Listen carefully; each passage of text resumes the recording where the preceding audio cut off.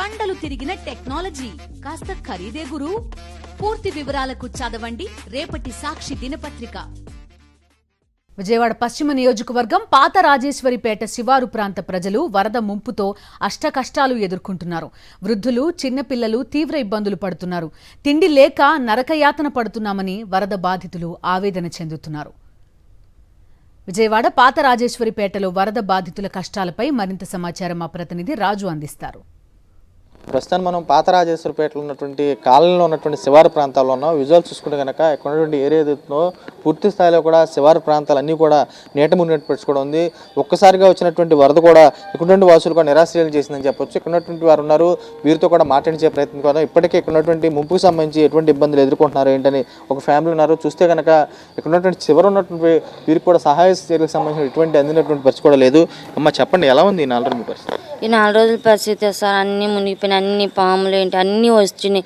తిండికి కూడా లేవు, బట్టలు కూడా లేవు. అసలు పిల్లలేమో జ్వరాలతో ఉన్నారు, జలుబులతో ఉన్నారు. అసలు ఎంత ఆర్థికంగా ఇబ్బంది పడుతున్నాము అసలు ఎవ్వరికి అర్థం అవ్వట్లేదు. ప్రభుత్వం అసలు ఏం చేస్తుందో కూడా నాకు అసలు అర్థం అవ్వట్లేదు.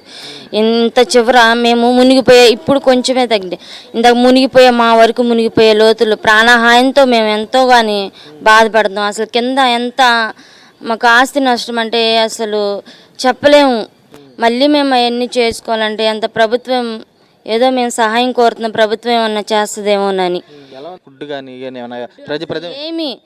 ఏమి తెచ్చుకోవడానికి కూడా లేదు, బోట్లు కానీ ఏమి కానీ అసలు మేము బయటికి దిగడానికి కూడా లేదు. అంత యాతన పడుతున్నాం. వాటర్ లేవు, కరెంట్ లేదు.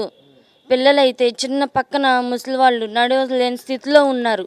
వాళ్ళకి మేము ఏదో కొంచెం సాయం చేస్తాం, మాకున్న దాంట్లో కొంచెమే, అసలు ఏమీ లేదు. ఎంతమంది ఉన్నారంటే మా ఫ్యామిలీ 3 ఫ్యామిలీలు, పక్కన ఒక ఫ్యామిలీ, అటు ఒక ఫ్యామిలీ, అందరూ అసలు ఎవ్వరు రావట్లే బయటికి. ఏం చేస్తున్నారు అసలు, మేము ఏం చేయాలి? అసలు ఎవ్వరు రాలేదు. సీఎం గారు కూడా రాలేదు ఇక్కడ కూడా. ఎంత అంటే చాలా సార్, టాయిలెట్లు కానీ బాత్రూమ్లు కానీ మరి వాటర్ లేవు, ఏం చేయాలి? ఎంతమంది పిల్లలు అందరూ ఉన్నారు. కాలం చూడండి మీరు, ఒక్కసారి మా పరిస్థితి చూడండి వచ్చి మీరు. బస్సు బాగా చేస్తే నాన్న బాగా ఇబ్బంది, లేడీస్ ఇబ్బంది కదా.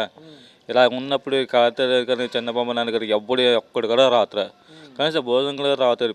చిన్నపిల్లలు ఉన్నారు, పెద్దవాళ్ళు పెద్దవాళ్ళు కూడా ఉన్నారు. వాళ్ళు నలాలంటే నల్లలేదు, బోర్డు రాత్రి ఏమి రాత్రి కనీసం భోజనం కూడా మాకు ఇబ్బంది అయిపోతుంది. అస్సలు రావుతారు, వచ్చినా అక్కడికి వస్తాయి, అక్కడ కూడా వస్తాయి, ఎవరెవరో వస్తున్నారు కానీ వచ్చి ప్రభుత్వం కూడా వస్తారు రానే రాత్ర. మా పైత మా వాళ్ళు ఇక్కడ వాళ్ళే తీసుకొచ్చి ఇస్తున్నాము అవుతున్నారు. మంచిగా వాళ్ళే తెచ్చేయాలి. అస్సలు తాగతంగా లేదు సార్, పాలు బయటకు కాదు అస్సలు ఏమి రాత్రా. అసలు మేము బయటకి ఎంతగానే ఇబ్బంది. మేమంటే మా ఇంటి వాళ్ళు కూడా ఎవరు డ్యూటీ మాడుకొని ఇక్కడ చిన్నపిల్లలు అక్కడ ఉన్నవాడు పక్కన వాడు బుద్ధింటేవాడు అసలు నల లేదు, ఏం చేయలేడు. అలా వాళ్ళు కూడా మేమే చూసుకోవాలి. ఇబ్బంది పిల్లలే సార్. మామూలుగా 3 ఫ్యామిలీలు, మేము 3 ఫ్యామిలీ 6 మంది. చిన్నపిల్లలతో కరెంటు వాటర్ అది ప్రాబ్లం ఇబ్బందిగా ఉంది. తినడానికి కూడా కొంచెం ఇబ్బందిగానే అనిపిస్తుంది. అది చూడొచ్చు, వీరంతా కూడా ఒకటే స్పష్టం చేసి కనపడుతుంది. ప్రధానంగా చూస్తే కనుక 4 రోజుల నుంచి కూడా ఉన్నటువంటి ముంపుకి సంబంధించి కూడా పూర్తిగా ఇబ్బందులు పడుతున్నాము.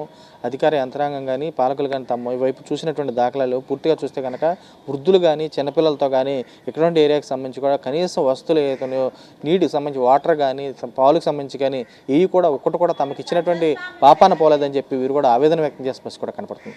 విజయ్ కుమార్ రాజుతో రాజు, సాక్షి, పాత రాజేశ్వరిపేట.